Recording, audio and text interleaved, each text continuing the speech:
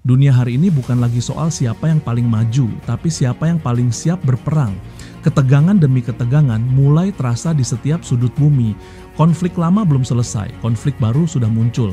Rusia dan Ukraina, India dan Pakistan, Israel dan Iran, Cina dan Taiwan. Dan tentu saja Amerika vs Cina dalam perang dingin ekonomi dan teknologi yang semakin panas. Banyak yang mulai bertanya, apakah kita sedang menuju perang dunia ketiga? Dan kalau iya, bagaimana bentuknya, siapa yang memicu, dan siapa yang akan bertahan hidup? Pemicu dan pecahnya Perang Dunia Ketiga. Perang Dunia Pertama meledak karena persaingan kekuatan militer dan aliansi antar negara. Perang Dunia Kedua terjadi karena ambisi kekuasaan Jerman yang ingin menguasai Eropa dan menantang dominasi Inggris dan sekutunya. Dan sekarang sejarah seperti mengulang dirinya. Rusia ingin mengembalikan kejayaan Soviet, Cina ingin menyatukan kembali Taiwan sambil menantang hegemoni Amerika di Asia. India dan Pakistan, dua negara bersenjata nuklir, terus berseteru soal Kashmir. Israel makin keras terhadap Palestina dan siap perang terbuka dengan Iran. Setiap konflik ini seperti titik api. Dan jika satu saja meledak lebih besar, dunia bisa terseret dalam pusaran yang tak terkendali. 5 titik pemicu pecahnya Perang Dunia Ketiga. Saat ini ada 5 titik utama konflik yang bisa meledak kapan saja. 1. Rusia vs Ukraina dimulai sejak 2022. Perang ini bukan sekadar soal wilayah, tapi soal pengaruh dan kekuasaan. Rusia ingin memperluas pengaruhnya, sementara NATO memperluas jangkauannya. Jika NATO resmi terlibat langsung, maka otomatis negara-negara anggotanya termasuk Amerika dan negara Eropa ikut terlibat. Dan boom, aliansi besar mulai bergerak. 2. China vs Taiwan. Taiwan adalah pulau kecil tapi punya dampak besar. China menganggapnya bagian dari mereka, tapi Amerika dan sekutunya bilang, kami akan bela Taiwan. Jika Cina menyerang, Amerika akan merespons, dan itulah skenario sempurna untuk memicu konflik skala global di Asia Pasifik. 3. India vs Pakistan. Dua negara bersenjata nuklir. Sejak lama berseteru soal Kashmir. Keduanya sering bentrok di perbatasan dan nasionalisme di kedua sisi makin tinggi. Jika salah satu melakukan serangan nuklir taktis, dunia tak bisa tinggal diam. 4. Israel vs Iran dan kelompok proksi di Timur Tengah. Konflik di Timur Tengah makin tidak terkendali. Israel, Iran, Suriah, Hizbullah hingga Yaman terlibat dalam jaringan rumit konflik ideologis dan militer. Jika Israel menyerang Iran atau sebaliknya dengan senjata besar, kemungkinan besar Amerika dan Rusia ikut terlibat. 5. Amerika vs Cina Perang Dingin versi baru.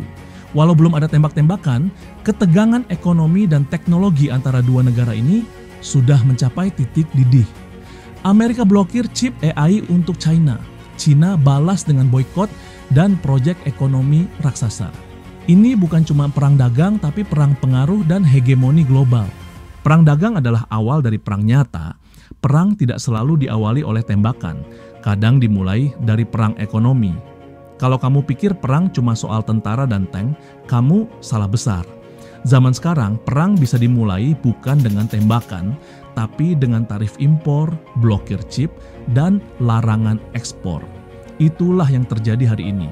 Amerika vs China, Uni Eropa vs Rusia, India versus China. Perang dagang terjadi di mana-mana. Dan pertanyaannya sekarang, apakah perang dagang ini cuma gesekan ekonomi biasa atau justru awal dari pecahnya perang nyata? Amerika dan Cina hari ini sedang memperebutkan hegemoni global.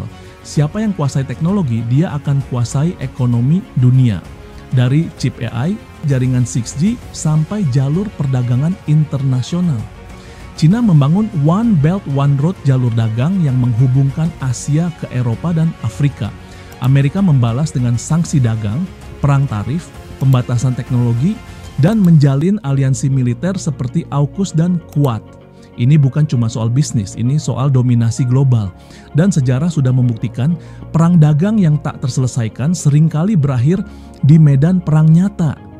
Apa itu perang dagang? Perang dagang bukan berarti saling tembak antar pedagang, tapi ini adalah kebijakan ekonomi agresif antar negara yang saling menjatuhkan.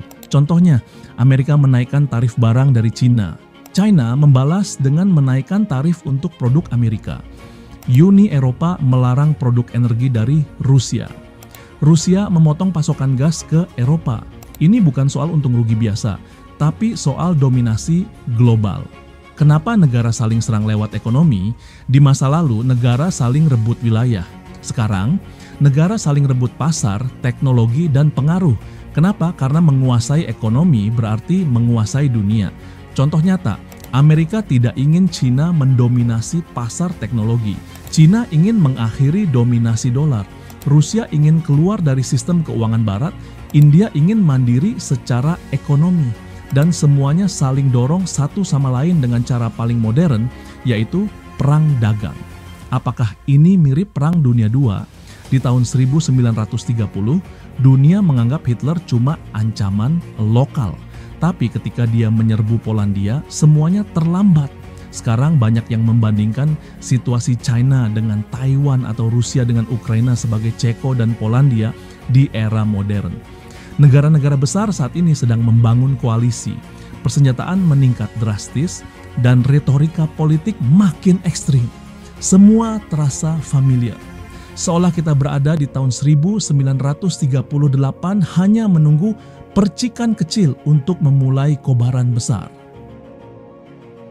Perang Dunia Ketiga akan seperti apa? Kalau terjadi, Perang Dunia Ketiga tidak akan seperti Perang Dunia Kedua. Kita tidak bicara lagi soal jutaan tentara berjalan kaki. Senjata-senjata yang terlibat jauh lebih mematikan dan canggih. Rudal nuklir hipersonik bisa menembus sistem pertahanan dan menghancurkan satu kota dalam waktu 10 menit. Drone otonom AI bisa menyerang target tanpa pilot, tanpa belas kasihan.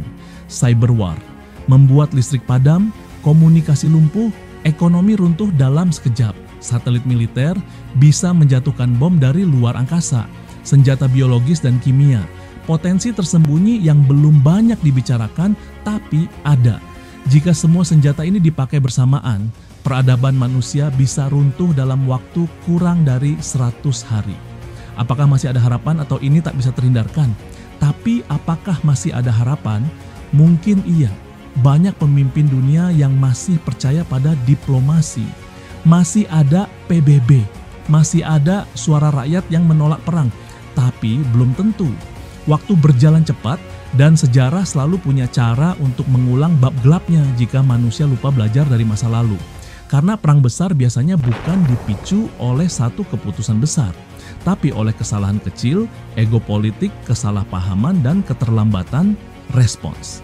Ingat, Perang Dunia I dimulai hanya karena pembunuhan satu pangeran, dan Perang Dunia II meledak karena satu negara merasa dunia tidak adil.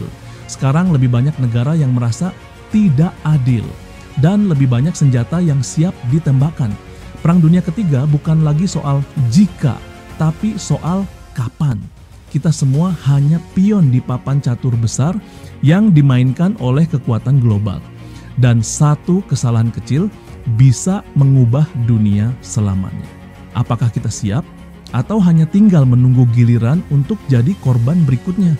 Karena Albert Einstein pernah bilang, kalau Perang Dunia Ketiga pecah, Perang Dunia Keempat mungkin akan dilakukan dengan batu dan tongkat. Kalau Perang Dunia Ketiga terjadi, menurut kamu siapa yang akan memicu pertama kali? Sekian dulu video kali ini. Kalau ada salah kata mohon maaf. Kalau ada kritik atau tambahan silakan komen. Kita ketemu lagi di video selanjutnya dan terima kasih.